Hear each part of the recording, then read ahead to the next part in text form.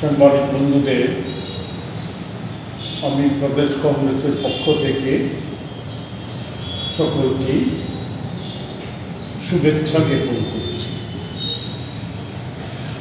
আজকে একটা বিশেষ বিষয়ে আপনাদের দৃষ্টি আকর্ষণ করার জন্য আমরা এখানে মিলিত হয়েছি। আমার সাথে উপস্থিত আছেন রাজ্য কংগ্রেসের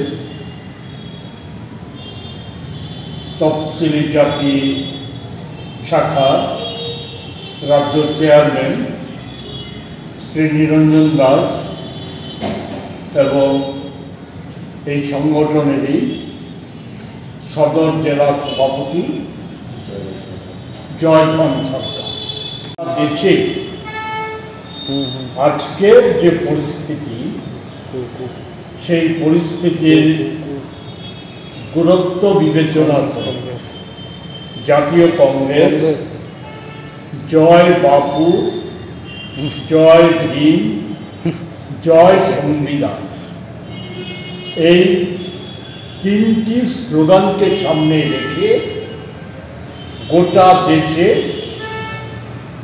আন্দোলন কর্মসূচি জারি করেছে।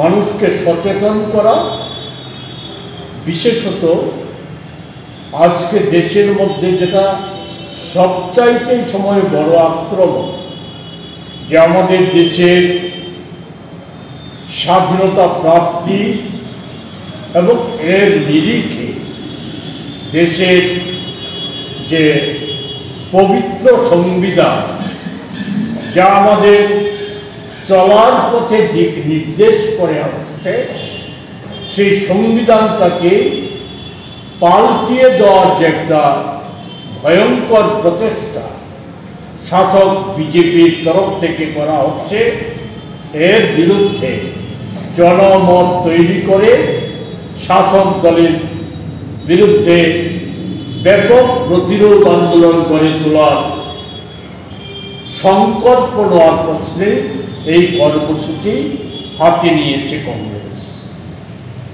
এরই অঙ্গ হিসাবে আগামী 26শে জানুয়ারি আমাদের দেশের মহান প্রজাতন্ত্র দিবসে জাতীয় কংগ্রেসের আমাদের রাজ্য শাখা, রাজ্য প্রদেশ, তার যে একটা অন্যতম গুরুত্বপূর্ণ সংগঠন তফসিলি জাতিদের যে কংগ্রেস সংগঠন, ওনারা সিদ্ধান্ত নিয়েছেন জয় বাপু, জয় ভীম, জয় সংবিধান এই থিমকে সামনে রেখে রাজ্য ভিত্তিক কনভেনশন সংগঠিত করা, যা আগামী 26শে জানুয়ারি কুমারঘাটে অনুষ্ঠিত হতে যাচ্ছে। এর প্রাক্কালে আমি যেটা আপনাদের মাধ্যমে রাজ্যবাসীর দৃষ্টি আকর্ষণ করতে চাই, যে রাজনৈতিক অভিভাবক, তার চালিকা শক্তি আরএসএস, যারা বলা যায় তাদের জন্মলগ্ন থেকে যারা ভারতের জাতীয় স্বাধীনতা আন্দোলন এর বিরোধিতা করে আসছে, কার্যত ইংরেজদের স্থাবকতা করে এসেছে, সেই আরএসএস যারা আমাদের দেশের স্বাধীনতা একে একদিকে যেমন অস্বীকার করেছে, আমাদের জাতীয় পতাকাকে মান্যতা দেয়নি, একটা সময় পর্যন্ত জাতীয় সঙ্গীতকে মান্যতা দেয়নি, আমাদের সংবিধান যে পবিত্র সংবিধান যা আমাদেরকে চালনা করে আসছে, সেই সংবিধানকেও মান্যতা দেয়নি। আমি ছোট্ট একটা উদাহরণ দিতে চাই। আপনারা সকলেই জানেন 1949 হিন্দুদের মধ্যে সবচাইতে ওই সময় একেবারে নিম্নবর্গে পিছিয়ে পড়া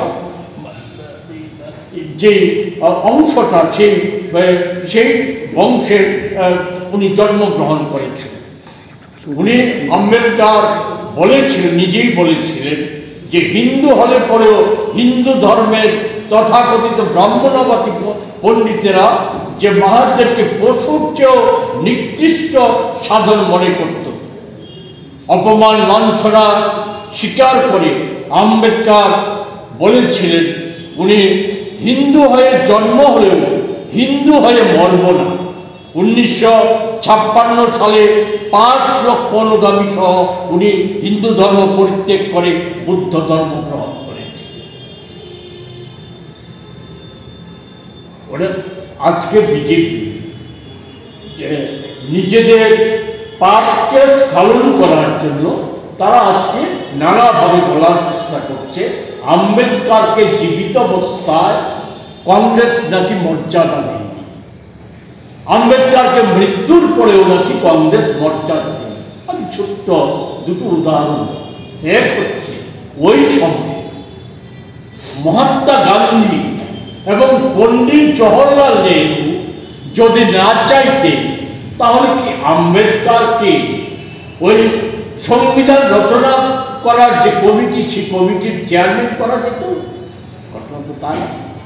শুধু তাই না, আম্বেদকরকে গণপরিষদে নির্বাচিত করার ক্ষেত্রে যে দুজন সবচাইতে উল্লেখযোগ্য ভূমিকা নিয়েছিলেন, একজন হচ্ছে সকলেই জানে, একজন হচ্ছে সেই সময়কার তফসিলি সম্প্রদায়ের একজন ডাক সাইডের নেতা ছিলেন যুগেল মন্ডল, আরেকজন ছিলেন কংগ্রেস বিধায়ক জগন্নাথ বিশ্বাস।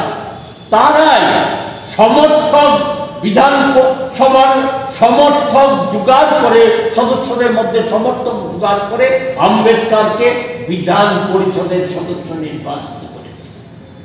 এবং এটা সকলেই জানে যে বিজেপি যাই বলার চেষ্টা করুক না, স্বাধীনতার পূর্বে মহাত্মা গান্ধী যেমন বিদেশি দ্রব্য বর্জনের ডাক দিয়েছিলেন, তেমনি আম্বেদকর আজকে বিজেপি যাদেরকে অনুসরণ করে, আমি আগেই বলেছি, তাদের রাজনৈতিক অভিভাবক আরএসএস, যারা মনু সংহিতার সংবিধান আমাদের দেশে চালু করতে চায়, সেই সংবিধানকে, মনু সংহিতাকে গান্ধীজির পাশাপাশি